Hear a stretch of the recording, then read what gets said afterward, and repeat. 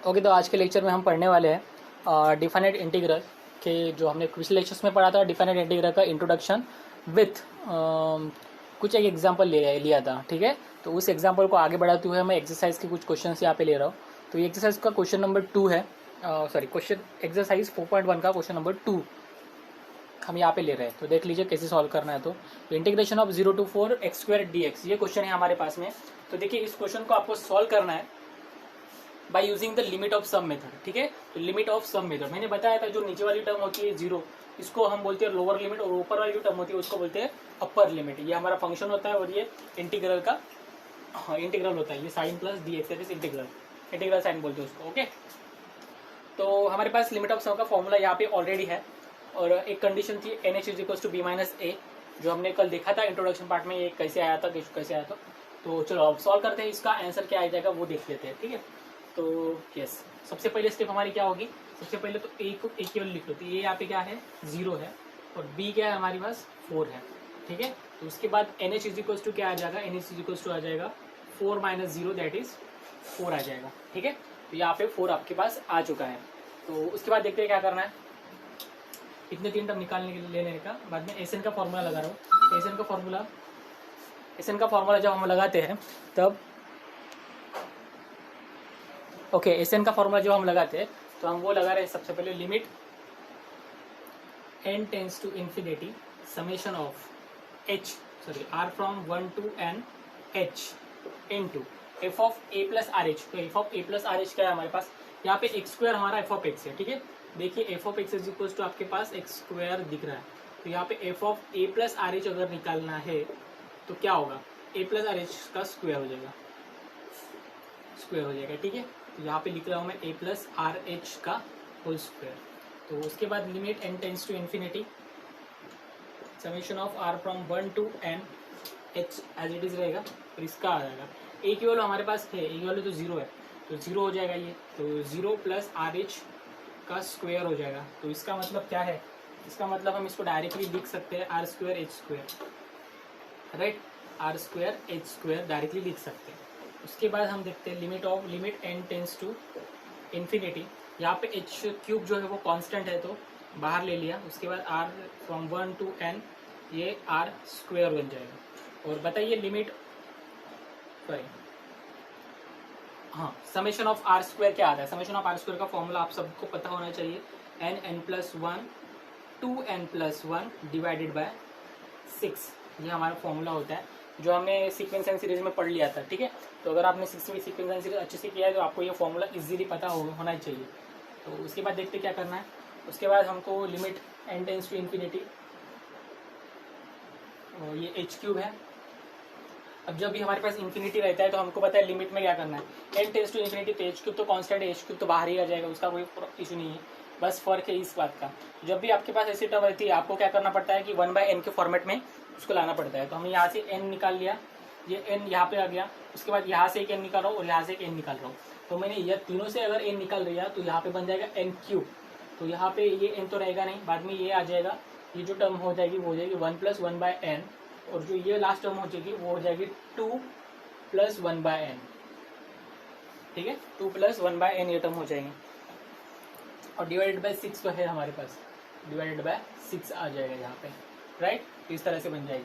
अब h³ और n³ की वैल्यू क्या दी है, h³ और n³ NH = 3 है, सॉरी NH = 4 है, तो यानी कि ये क्या 4³ हो जाएगा। तो limit n tends to infinity 4³ आ जाएगा, और ये डिवाइडेड बाय 6, और ये वाली टर्म 0 हो जाएगी, ये 0 ये 0, तो यहाँ पे 1 × 2 दैट इज 2 आ रहा है, और ये 2 × 3 = 6 हो जाएगा। ठीक है, डायरेक्ट हमारा आंसर जो है, लिमिट तो यहाँ पे लेने की जरूरत नहीं है, टेकिंग लिमिट है बाद में, तो लिमिट नहीं लेंगे यहाँ पे, डायरेक्टली आंसर लिख रहे हैं। ओके, तो यहाँ पे 2 × 3 = 6 हो जाएगा, और ये 4 का क्यूब 64 डिवाइडेड बाय 3 कितना आता, इतना रहने दीजिए, तो यही आपका आंसर होगा इस क्वेश्चन का, 64 डिवाइडेड बाय 3। ठीक है, यस, तो ये आपका आंसर है। तो अगर इस क्वेश्चन को अगर आपको चेक करना है तो कैसे करेंगे, तो देखिए x³ by 3 यस, इसका राइट आंसर सही है। जो भी चेक कैसे करना है अगर वो देखना है तो आपको आपकी नेक्स्ट जो मेथड होगी उसमें हम पढ़ने वाले हैं कि ये इजीली आपके पास आ जाएगा, मतलब ये आंसर इतनी इजीली आ जाएगा कि आपको पता भी नहीं चलेगा, चुटकियों में ये आंसर आपके हाथ में होगा। तो फिलहाल आप लिमिट ऑफ सम को फॉलो कीजिए, क्योंकि हम डायरेक्टली नहीं जाएंगे, डायरेक्ट जाना अच्छा नहीं है, ठीक है। तो इस क्वेश्चन को लिख लीजिए। हम एक और क्वेश्चन देखते हैं, क्वेश्चन नंबर 3। तो चलिए नेक्स्ट क्वेश्चन देखते हैं, क्वेश्चन नंबर 3, जिसका क्वेश्चन आपको दिखाई दे रहा है integration of 0 to 2 e to the power x dx। तो यहाँ पे सबसे पहले f of x जो है वो e to the power x है। उसके बाद देखते हैं क्या क्या होने वाला है। यस, a की वैल्यू 0 है, b की वैल्यू 2 है, तो nh इज इक्वल्स टू हमको पता है b माइनस a यानी कि 2 माइनस 0 यानी कि 2 आ जाएगा, ठीक है। यहाँ तक खत्म हो गया। उसके बाद क्या है, ओके अभी फॉर्मूला अगर देखते हैं तो S N is equals to directly हमारे पास फॉर्मूला हो जाएगा limit N tends to infinity H into F of A plus H. तो F of X is equals to E to the power X है, तो F of A plus H, A की value तो 0 है यहाँ पे, तो ई टू द पावर क्या होगा, E to the power R H होगा। क्लियर, ठीक है। एक्स की जगह पे पुट करना है। देखिए जो भी एफ ऑफ एक्स था, तो F of A plus R H क्या होगा, F of A plus R H क्या होगा, E to the power A plus R H होगा, ठीक है। सिर्फ एक्स की जगह पे पुट करना है। तो ए की वैल्यू तो यहाँ पे 0 है, तो E to the power R H ही रहेगा डायरेक्टली, ठीक है। तो इस तरह से ये टर्म आ जाएगी। अब क्या करेंगे, यहाँ पे एच तो कांस्टेंट, फिलहाल के लिए एच तो कांस्टेंट ही है हमारे पास, क्योंकि यहाँ पे limit N tends to infinity ही है, ठीक है। तो फिलहाल के लिए एच हमारा कांस्टेंट है। तो यहाँ पे एच को अगर कांस्टेंट लेते हैं तो ये इधर ही रहने दीजिए। अब इसको सॉल्व करना पड़ेगा, E to the power R H, इसका तो कोई फॉर्मूला नहीं है हमारा लिमिट में। लिमिट एक्चुअली डायरेक्टली हम लगा नहीं सकते, क्योंकि किसी फॉर्मूला में कन्वर्ट करना पड़ेगा। सॉरी एक टर्म मिसिंग है यहाँ पे, समेशन नहीं लिया, ठीक है। R from 1 to n h into E to the power R H, yes ये मिस्टेक हो गई थी, ठीक है। तो यहाँ से एच को हमने कांस्टेंट निकाल लिया। अभी ये summation of E to the power R H जो है वो देखिए क्या होगा, समेशन है यानी कि एडिशन है। सबसे पहले E to the power H हो जाएगा, उसके बाद E to the power 2h plus E to the power 3h plus E to the power 4h, और ऐसे करते करते जाएगा E to the power nh तक, क्योंकि ये समेशन चल रही है, राइट। तो ये टर्म आ जाएगी। अब इस टर्म को अगर अच्छे से देखते, गौर से देखते अगर इस टर्म को, तो आपको पता चल रहा है कि ये एक जीपी में है, ज्योमेट्रिक प्रोग्रेशन में दिखाई दे रही है। देखिए E to the power 2h upon h करेंगे तो E to the power h आएगा, फिर से ये करेंगे तो वही आएगा। तो यानी कि ये टोटल जो टर्म है आपके सीक्वेंस दिख रहा है वो एक ज्योमेट्रिक प्रोग्रेशन में है। और ज्योमेट्रिक प्रोग्रेशन का जब भी सम हमको निकालते हैं, समेशन की जब भी वैल्यू निकालते हैं, तब हमको पता है उसका एक फॉर्मूला है। क्या फॉर्मूला होता है उसका, एस एन का मतलब समेशन का फॉर्मूला जो होता है वो होता है a into R to the power n minus 1 upon R minus 1, ये फॉर्मूला होता है, ठीक है। तो यहाँ पे r क्या होगा, r की अगर वैल्यू दिखा देंगे तो हो जाएगा। r कैसे निकालेंगे हम, r यानी कि क्या होता है कॉमन रेशियो, यानी कि e to the power 2h divide by e to the power h, जो कि आता है e to the power h, right. हाँ तो चलो सब पुट कर देते हैं यहाँ पे। तो ये हो जाएगा limit n tends to infinity h into, इसका फॉर्मूला डायरेक्टली पुट कर दो तो क्या आएगा, फर्स्ट टर्म हमारा e to the power h है, e to the power h into N that is nh minus 1 divided by e to the power h minus 1, ये आ जाएगा। अभी देखिए क्या हो रहा है कि यहाँ पे e to the power h minus 1 एक फंक्शन आ गया, ठीक है। तो अभी क्या करना पड़ेगा, ये जो h है हमारा, मैं इस h को इसके नीचे लिख देता हूँ, चलेगा ना, क्योंकि ये ऊपर है। तो अगर नीचे कर दूंगा तो डेफिनेटली 1/h हो जाएगा। तो मैं यहाँ पे h इसको लिख दिया है। क्लियर, समझ में आ गई बात, यस। अब क्या हो रहा है कि यहाँ पे देखिए ऊपर तो ठीक है सब कुछ, यहाँ पे n के फंक्शन कुछ है क्या, यहाँ पे h है, तो यहाँ पे nh की जगह पे हम डायरेक्टली पुट कर सकते हैं 2। तो इसका तो कोई क्लियर फंडा कुछ नहीं है, बाकी कोई n वाली टर्म बची नहीं है यहाँ पे। तो हम क्या करेंगे अभी, अब हमको h वाली टर्म लेनी पड़ेगी। देखिए यहाँ पे अभी एक चीज देखिए, nh इज इक्वल टू 2 है।